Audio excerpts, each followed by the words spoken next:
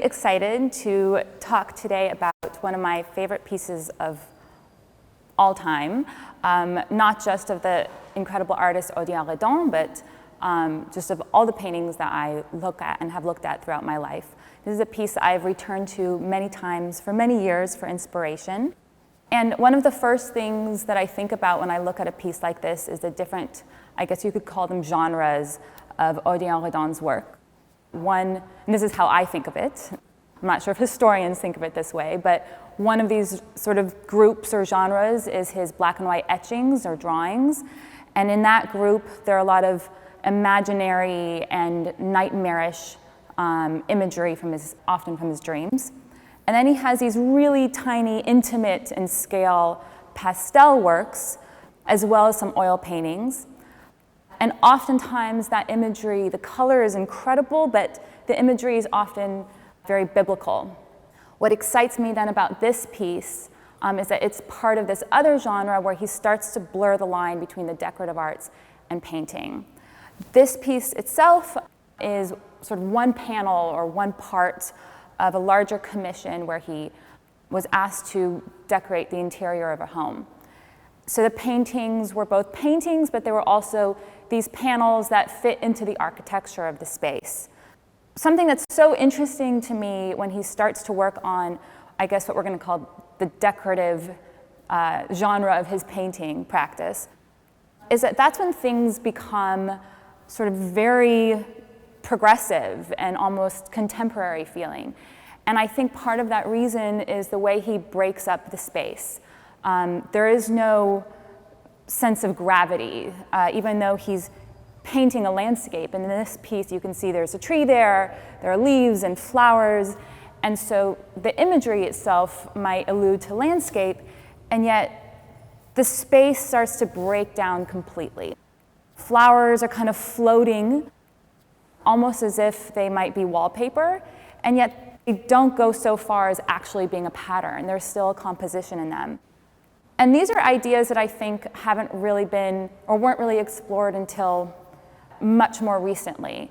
And that's why I think it's so exciting for a contemporary painter like myself to think about his very new ways of thinking of space in a painting. The other thing that starts happening in this painting is the way he thinks about color. He wanted to make this enormous pastel work. And so the thing about pastel, and since I'm an artist that uses pastel as well, I think about this too. Pastel is kind of one of the most intense ways of depicting color because it's almost pure pigment. And yet this piece isn't pastel, and yet he described it as a pastel work, which I think then also implies that he's thinking about pigment and color as being, if not one of the most, maybe the most important part of a painting. And that's also interesting to think in terms of his sort of broader practice, because he has these separate etchings and drawings that have no relationship to color, and yet they're part of the subconscious. And yet his small pieces that are pastel, as well as his bouquets of flowers, oil paintings, the first thing that sort of captures your eye is the intensity of the pigment. So this piece itself, one of the reasons why I love it also is, in terms of color, the feeling that yellow gives is almost, and the scale of it, is almost as if, the sun were a blanket and we're really wrapping around you. It's not the color of the sun in that it washes everything out and heats everything up so much that you can't see it. It's really that pigment of yellow. And every time for many years that I sort of walk up to this piece again, I still have that feeling of this enveloping yellow. And I think that's what he was trying to accomplish, is how can color, when it's really covering the wall, become this atmosphere and this theatrical space that the viewer can actually become a part of. It's kind of like walking up on stage and saying, I'm part of this, presentation.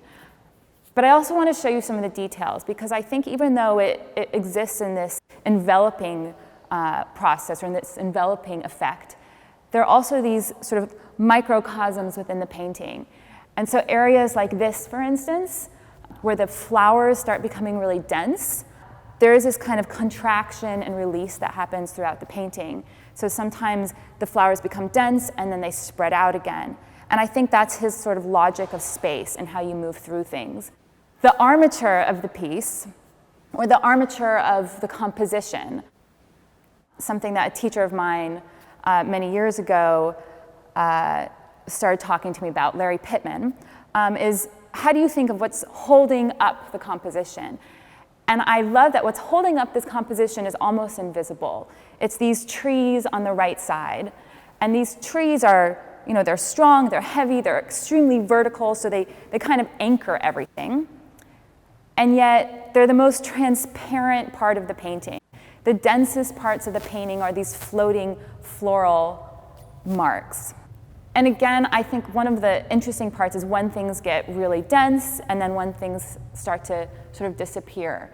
And you see this atmosphere up here is actually very thin. And there are a lot of really thin parts to this piece, except for then, again, these areas here with the flowers where things become really dense. And then the one last thing I think I'd like to say is, this idea of how he starts to blur the decorative arts with painting, I think is really important. One of those things is he's kind of saying that there is no hierarchy, or maybe there is, and the decorative arts is part of that. But I find it interesting that both his bouquets of flowers and other pieces that I've seen, and then these sort of panels become this kind of imagery where space is actually thought of in this, and color is thought of in this way that I don't think I have seen in many artists in the last 100 years. So this is one of my favorite pieces for that reason.